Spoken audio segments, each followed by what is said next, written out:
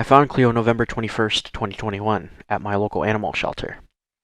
I was volunteering there at the time and was responsible for the cat room, a room with kennels that acted as a playground for the shelter cats.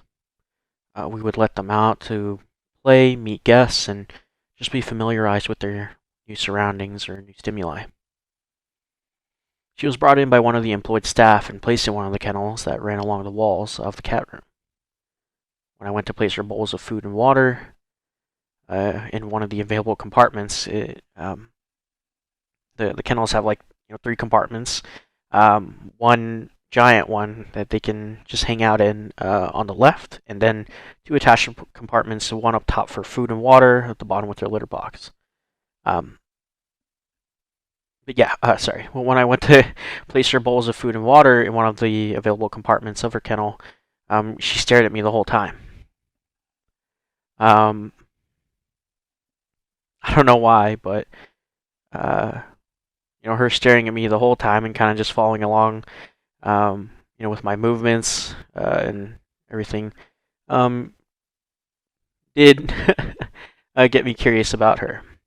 Um, the same employed staff there at my shelter was trying to get me to pick her up and um, interact with her. And the whole time I was volunteering at the shelter, that same staff member would always constantly try to get me to adopt a cat and bring one home. And there was even a kitten in there, or another kitten in one of the kennels that was getting everyone's attention. She was trying to get me to pick that one up, but Cleo stood out to me. Um, and it took a lot of weighing the options there because I wasn't sure if I was ready to be responsible for a cat, and um, a lot of pros and cons. Well, more pros than cons, but I just wanted to make sure I was ready for that. I called around, called my housemates, and they were cool with it. So I went home with Cleo the same day in my Civic Type R. Thankfully, the noise didn't freak her out too much, and uh, when she got home, she poked out of the box and was already staring at me. A lot of these pictures are of her just hanging out at home here, and I was already working from home at this point, and um, the majority of her lifespan here is hanging out at home with me. Um, her initial papers when I got her covered all her shots and everything, and she was reportedly 1 year old. But I know now, especially after being at the uh, vet and everything like that, that 1 year old is usually just an estimate or an age given to cats when they don't really know their age. Um, Cleo being the first cat that I've ever adopted, it was an interesting time, and you can see all these pictures of how clingy she was and how she would just follow me everywhere, always begging for scraps of food, of course. Um, Cleo is short for Cleopatra, by the way. I didn't give her the name. It was just the name that came along with her, and she always responded to Cleopatra or Cleo. I never bothered changing it. Never came up with anything good as a replacement. And her response to Cleo or Cleopatra always worked anyway. I think it suited her. Um, she was a really good cat. um, One thing I always tell other people is she would always whine whenever I had to groom her, take care of her, claws, just trim them a bit and everything. But she never tried to retaliate. Also, she wasn't that much of a jerk, right? She didn't knock stuff over like I see some other cats do. Or if she did something that wasn't exactly good, I'd tell her to stop, and she would stop. Um, yeah, me annoying her never really actually bothered her because she just kind of let me do it, pet her wherever, or yeah. Her biggest problem was chewing cables, but I managed to get her to stop even doing that. which I'm proud of, and I'm proud of her for. Kind of adding on to that, she seemed to always understand whenever I told her something. I'm not sure if it's because of my weird schedule working nights and, cats sleep throughout the day, but she always knew when it was bedtime as well. Um, I would tell her that it's bedtime. She'd come straight into bedroom, hop on the bed, and get ready to just relax, like you see in some of these pictures here. Now, she would always wake me up pretty early, but I adored that about Cleo. Um, I think she's the best first pet anyone could ever have.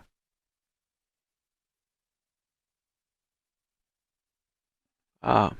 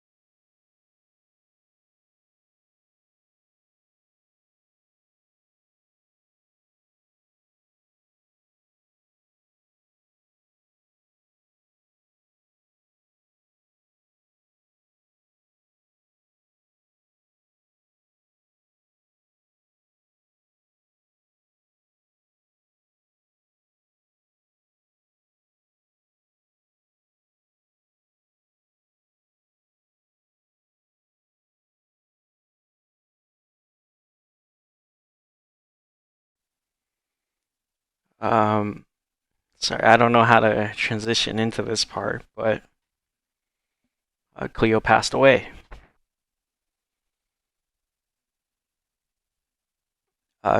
Cleo passed away, and sorry, I don't have this part scripted. I don't. But she passed away November 27th at 6:37 a.m. Mm. Um,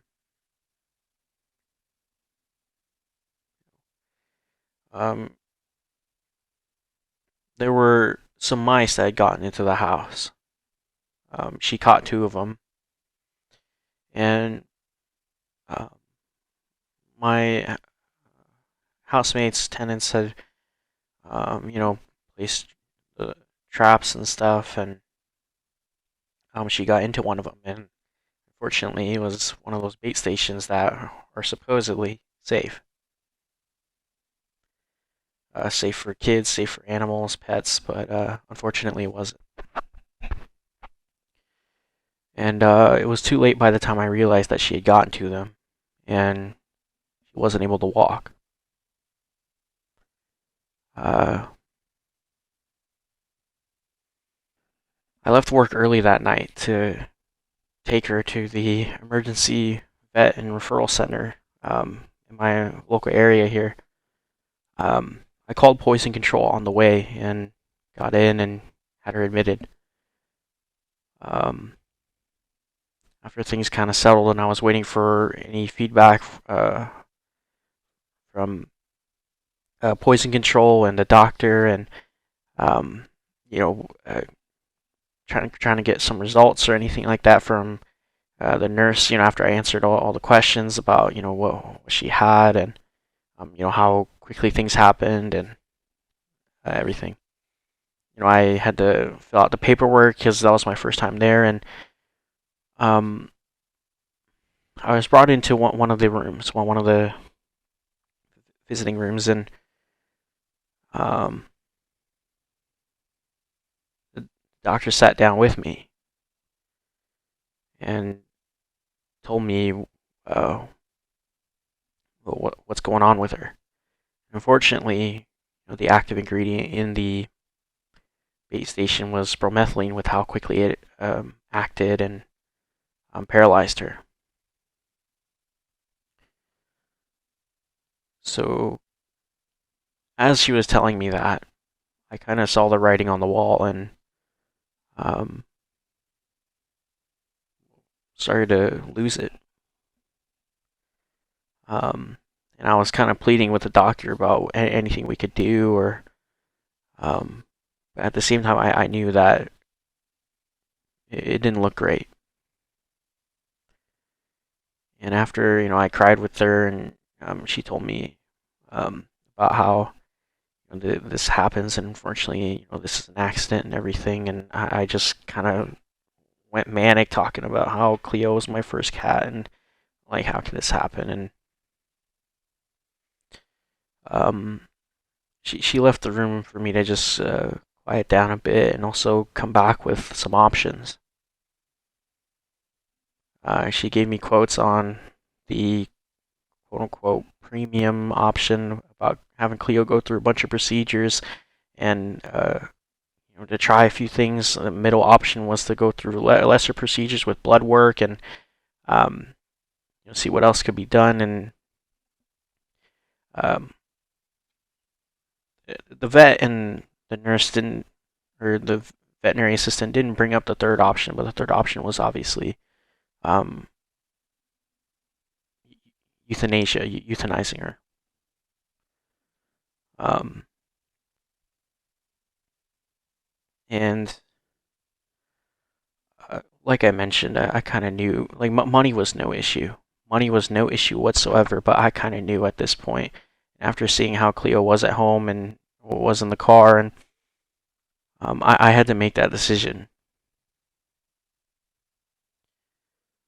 And that was my last day with Cleo.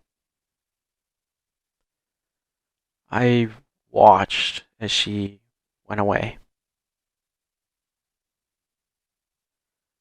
And I don't think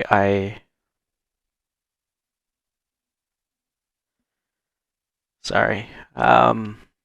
It's tough to kind of recall all this because I am recording this, a bit after. And I can't even bring myself to cry about this anymore. I've already done enough crying. I even cried today over. Uh, I'm crying every day these days. I'm sorry.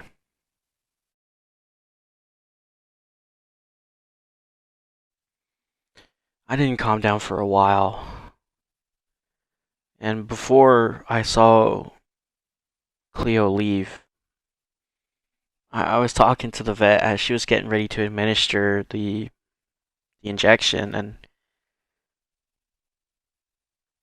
um, I was just hoping that Cleo could forgive me and um, saying sorry and apologizing to Cleo just for being so irresponsible.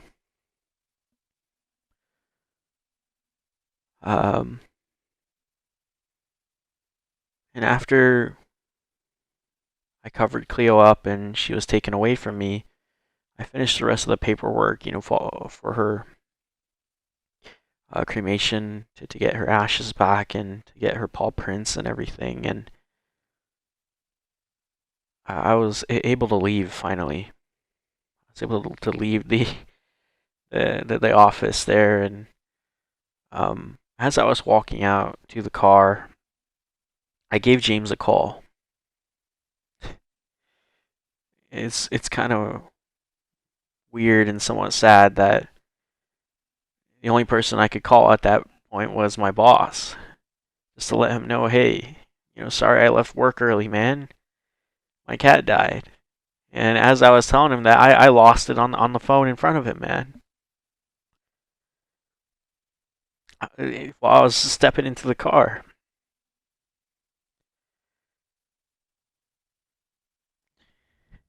And here I just said I wouldn't, I can't cry anymore because I already cried, but I'm still weak as hell, man. Still weak as hell. And these pictures and the recording here um, is all I have left of Cleo, alongside her ashes, her paw prints, the paperwork.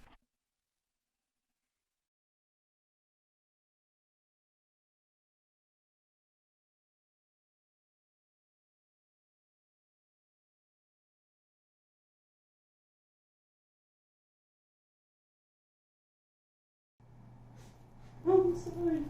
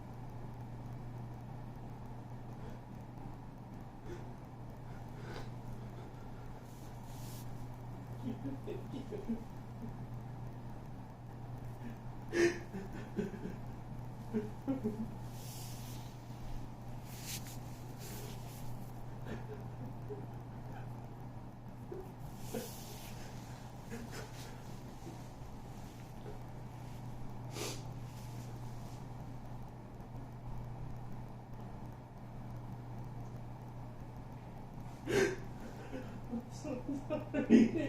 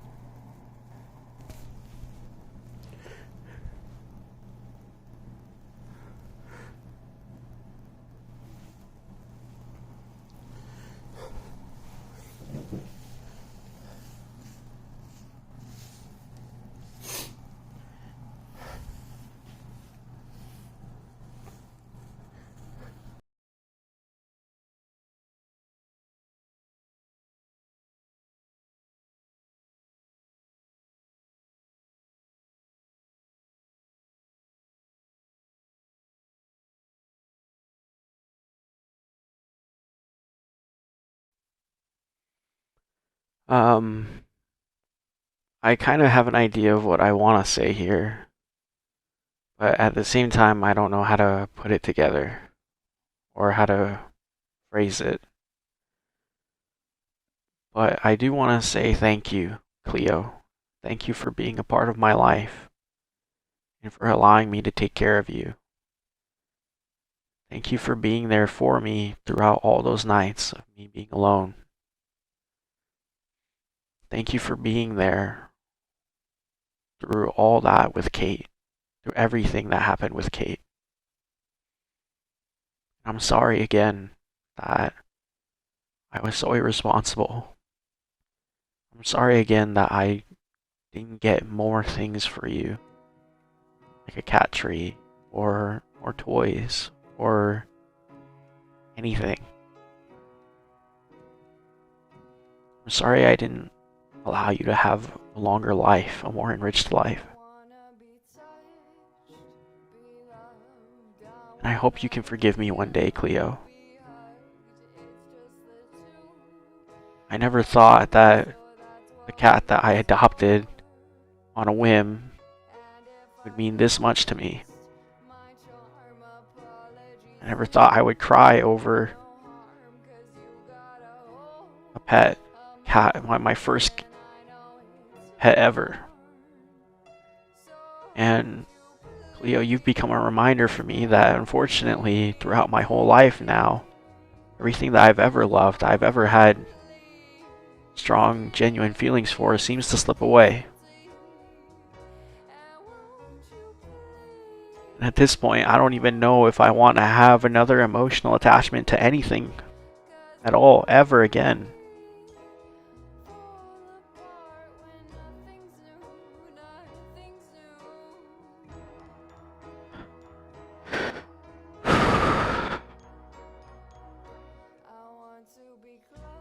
I don't know if I'm ever going to recover from any of this. What happened with Kate, only for you to go, Cleo.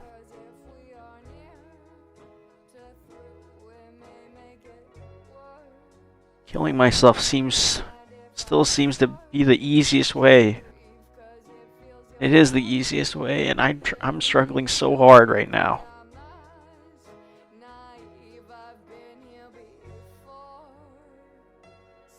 Struggling so hard, trying to remember everyone that cares, everyone. But here I am, still alone, man. I'm sorry, Cleo.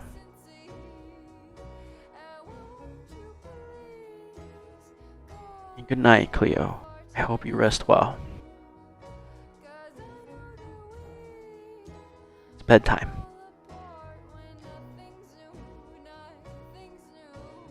Nothing's new, nothing's new, nothing's new, nothing's new.